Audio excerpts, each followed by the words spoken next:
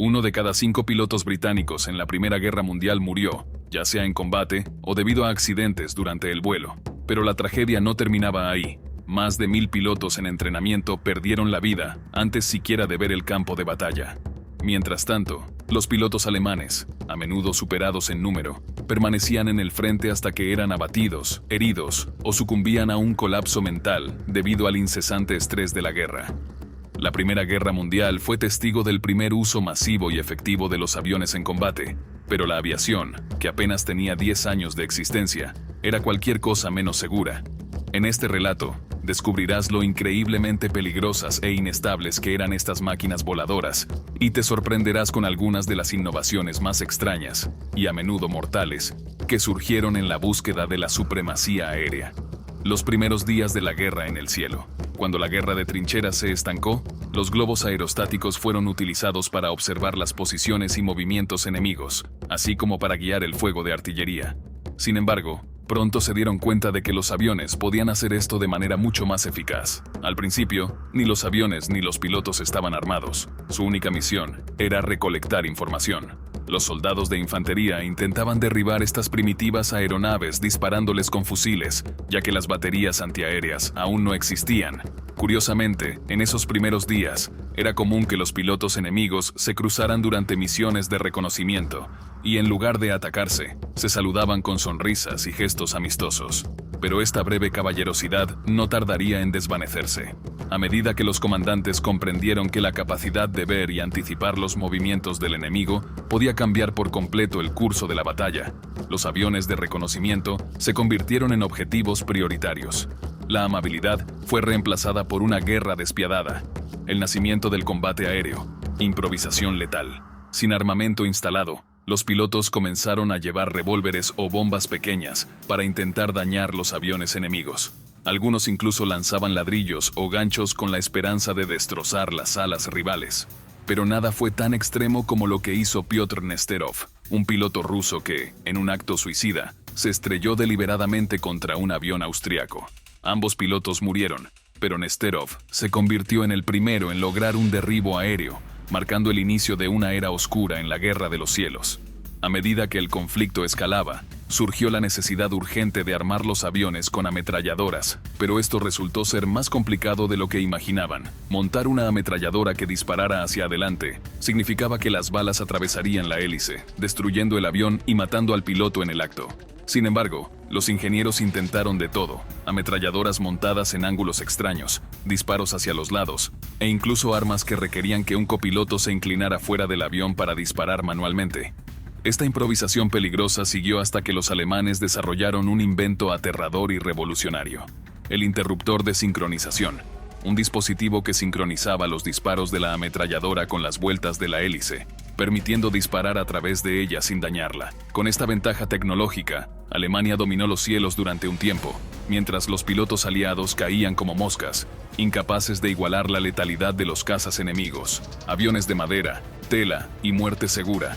Pero las amenazas no venían solo del enemigo. Los aviones de la Primera Guerra Mundial eran cofres voladores de madera y lona, tan frágiles que un fuerte viento podía hacerlos perder estabilidad.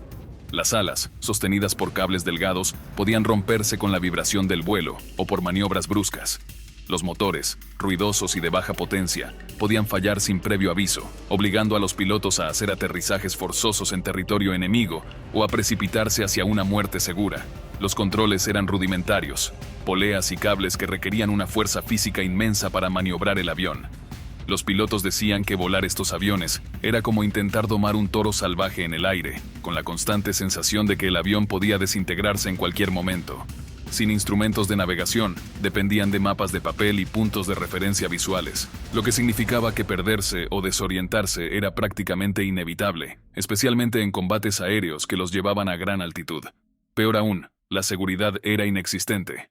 No había paracaídas. Los comandantes británicos temían que los pilotos, ante cualquier problema, prefirieran saltar y salvarse en lugar de intentar regresar a la base. Esta decisión condenó a cientos de pilotos a morir en incendios aéreos o a estrellarse sin posibilidad de sobrevivir. Una guerra de ingenio, valentía y sacrificio.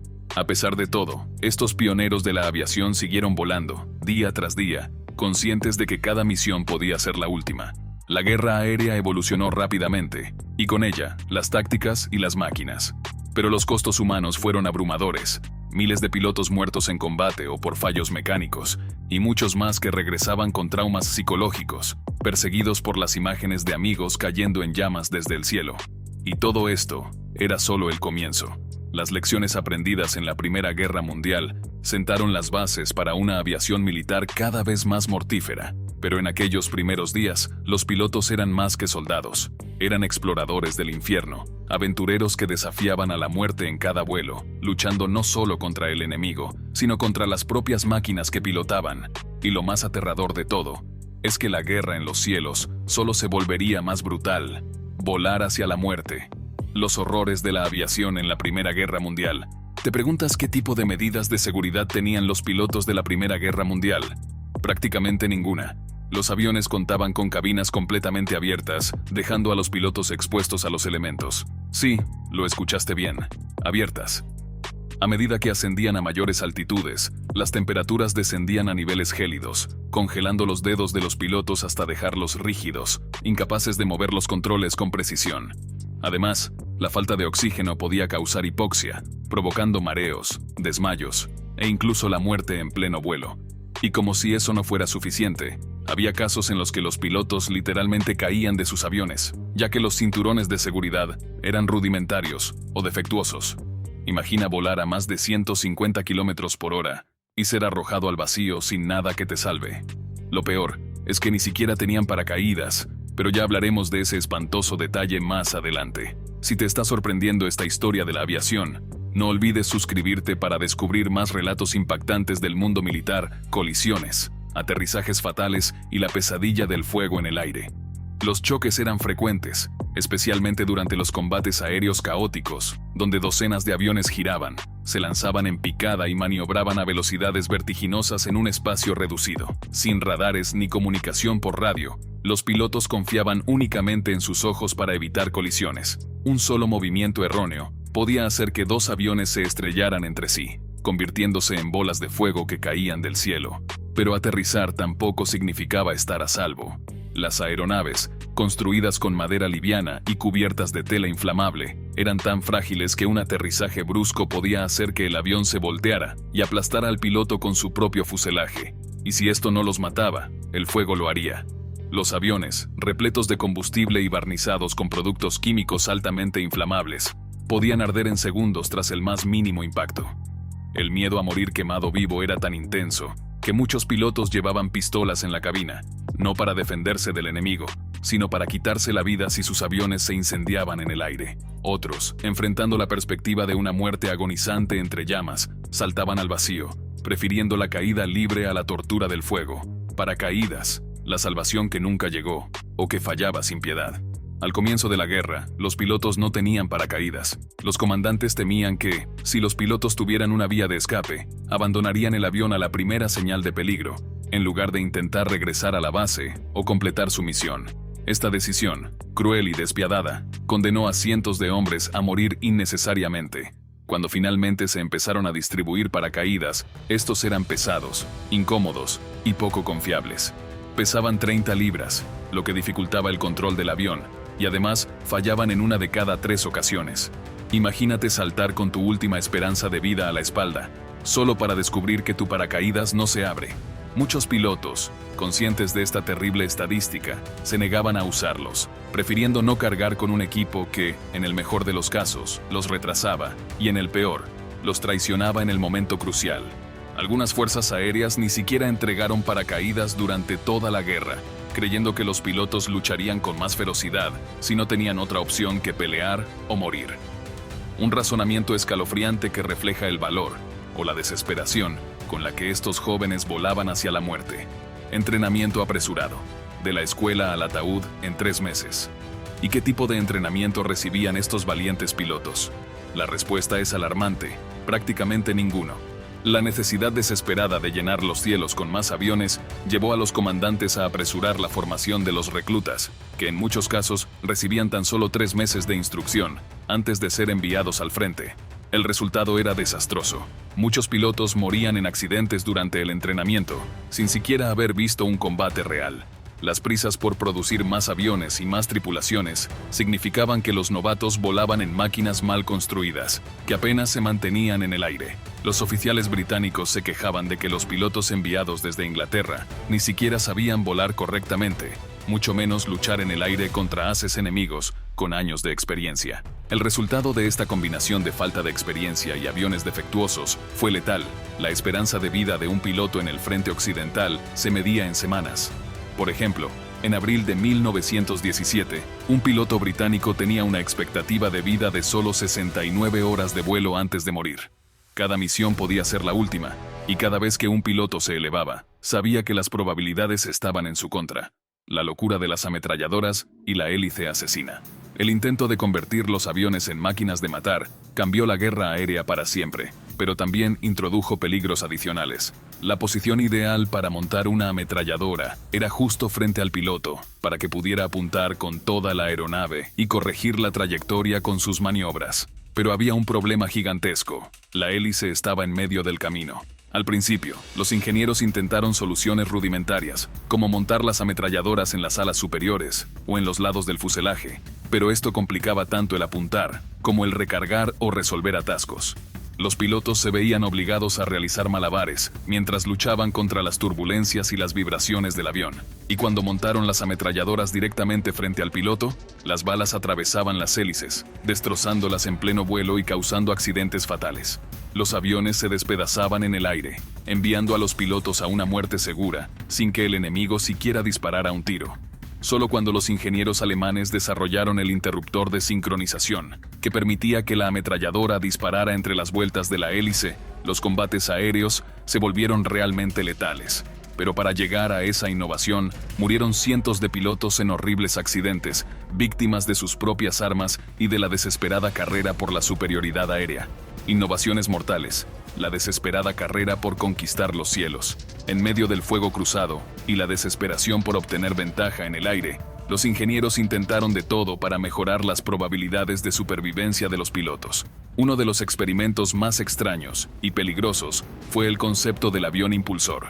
Este diseño posicionaba el motor y la hélice en la parte trasera del avión, empujándolo hacia adelante, mientras la ametralladora se montaba en la parte delantera, ofreciendo al artillero un campo de tiro completamente despejado. A simple vista, parecía la solución perfecta. El piloto controlaba la aeronave desde atrás, mientras el artillero disparaba sin obstáculos desde el frente. Pero esta configuración, lejos de ser ideal, trajo consigo una nueva serie de peligros letales. El avión que te devoraba vivo. Colocar el motor detrás del piloto desequilibraba el avión, haciendo que la cola fuera pesada e inestable. Controlar la aeronave se volvía un infierno, y la falta de maniobrabilidad dejaba a los pilotos vulnerables en combate. Pero lo más aterrador era la proximidad de la hélice trasera. Un solo error o una maniobra brusca podía hacer que la hélice triturara al piloto o al artillero en cuestión de segundos. Imagínate ser despedazado por tu propia aeronave, con las cuchillas de madera bañadas en sangre girando frenéticamente. Y eso no era todo. Si el motor trasero fallaba o estallaba en llamas, lo que sucedía con alarmante frecuencia, el piloto quedaba envuelto en fuego sin posibilidad de escape. La explosión ocurría justo detrás de su cabeza, carbonizándolo antes de que pudiera reaccionar o saltar del avión. Las historias de pilotos que murieron abrazados vivos mientras intentaban aterrizar o apagar las llamas son innumerables y estremecedoras. Al final, los aviones impulsores eran demasiado lentos y torpes para sobrevivir a los vertiginosos combates aéreos. Entonces, sin más opciones viables, los ingenieros tomaron la decisión más lógica y aterradora: disparar directamente a través de la hélice. Sí, leíste bien. Ante la imposibilidad de encontrar otra solución, los pilotos comenzaron a disparar sus ametralladoras a través de las aspas de la hélice. A solo centímetros de su rostro y del tanque de combustible, confiaban en que las ráfagas cortas minimizarían el riesgo de destruir su propio avión. La necesidad desesperada de llenar los cielos con más aviones llevó a los comandantes a apresurar la formación de los reclutas, que en muchos casos recibían tan solo 3 meses de instrucción antes de ser enviados al frente. El resultado era desastroso. Muchos pilotos morían en accidentes durante el entrenamiento, sin siquiera haber visto un combate real. Las prisas por producir más aviones y más tripulaciones significaban que los novatos volaban en máquinas mal construidas, que apenas se mantenían en el aire. Los oficiales británicos se quejaban de que los pilotos enviados desde Inglaterra ni siquiera sabían volar correctamente, mucho menos luchar en el aire contra haces enemigos con años de experiencia. El resultado de esta combinación de falta de experiencia y aviones defectuosos fue letal. La esperanza de vida de un piloto en el frente occidental se medía en semanas. Por ejemplo, en abril de 1917, un piloto británico tenía una expectativa de vida de solo 69 horas de vuelo antes de morir. La Primera Guerra Mundial fue el escenario donde la aviación de combate nació y evolucionó. Algunas de las batallas aéreas más épicas de este conflicto no solo marcaron hitos en la historia militar, sino que también influyeron en el desenlace de la guerra. Una de las primeras grandes batallas aéreas ocurrió durante la Batalla del Somme en 1916. En este enfrentamiento, los británicos y franceses intentaron obtener superioridad aérea sobre los alemanes. Fue la primera vez que se emplearon en gran escala escuadrones de aviones cazas para controlar el espacio aéreo. Aunque las pérdidas fueron significativas, con más de 800 aviones británicos derribados, este evento demostró la importancia del dominio del cielo para las operaciones en tierra. En 1917, la Batalla de Arras también tuvo un componente aéreo crucial. Durante el llamado Abril Sangriento, la Real Fuerza Aérea Británica sufrió enormes bajas frente a los cazas alemanes, en especial los Albatros D-III. Sin embargo, esta batalla llevó al desarrollo de nuevas tácticas y mejores aeronaves, como el famoso Sopwith Camel, que eventualmente ayudaron a equilibrar la balanza en el aire. Entre los enfrentamientos más icónicos está la lucha entre Manfred von Richthofen, el Barón Rojo, y los pilotos aliados. Con 80 victorias confirmadas, Richthofen se convirtió en una leyenda. Su muerte en abril de 1918 fue un golpe moral para la aviación alemana, y aunque su escuadrón, el Circo Volador, siguió combatiendo, su ausencia se hizo notar en las últimas etapas de la guerra. En 1918, la Batalla de Saint-Mihiel fue otra demostración del avance de la aviación. Por primera vez, los aliados coordinaron más de 1.400 aviones en una ofensiva masiva para apoyar las tropas terrestres. Esta operación, liderada por Billy Mitchell, mostró el poder de los ataques aéreos organizados y sirvió de modelo para futuras estrategias militares. La ofensiva de primavera alemana también trajo intensos combates aéreos. Durante esta campaña, los alemanes intentaron recuperar la iniciativa en el frente occidental, y la aviación desempeñó un papel clave en el reconocimiento y el apoyo táctico. Sin embargo, la superioridad numérica y tecnológica de los aliados terminó inclinando la balanza a su favor. En total, se estima que más de 15.000 pilotos murieron en combate aéreo durante la Primera Guerra Mundial. Estas batallas demostraron que el control del aire era fundamental para la victoria en el campo de batalla. La guerra aérea dejó de ser un complemento y se convirtió en una pieza clave en la estrategia militar moderna. Así, la Primera Guerra Mundial sentó las bases para el uso de la aviación en conflictos futuros, cambiando para siempre la forma en que se libran las guerras. Cada misión podía ser la última, y cada vez que un piloto se elevaba, sabía que las probabilidades estaban en su contra. La locura de las ametralladoras y la hélice asesina. El intento de convertir los aviones en máquinas de matar cambió la guerra aérea para siempre, pero también introdujo peligros adicionales. La posición ideal para montar una ametralladora era justo frente al piloto, para que pudiera apuntar con toda la aeronave y corregir la trayectoria con sus maniobras. Pero había un problema gigantesco. La hélice estaba en medio del camino. Al principio, los ingenieros intentaron soluciones rudimentarias, como montar las ametralladoras en las alas superiores o en los lados del fuselaje, pero esto complicaba tanto el apuntar como el recargar o resolver atascos. Los pilotos se veían obligados a realizar malabares mientras luchaban contra las turbulencias y las vibraciones del avión, y cuando montaron las ametralladoras directamente frente al piloto, las balas atravesaban las hélices, destrozándolas en pleno vuelo y causando accidentes fatales. Los aviones se despedazaban en el aire, enviando a los pilotos a una muerte segura, sin que el enemigo siquiera disparara un tiro. Solo cuando los ingenieros alemanes desarrollaron el interruptor de sincronización, que permitía que la ametralladora disparara entre las vueltas de la hélice, los combates aéreos se volvieron realmente letales. Pero para llegar a esa innovación, murieron cientos de pilotos en horribles accidentes, víctimas de sus propias armas y de la desesperada carrera por la superioridad aérea. Innovaciones mortales, la desesperada carrera por conquistar los cielos. En medio del fuego cruzado y la desesperación por obtener ventaja en el aire, los ingenieros intentaron de todo para mejorar las probabilidades de supervivencia de los pilotos.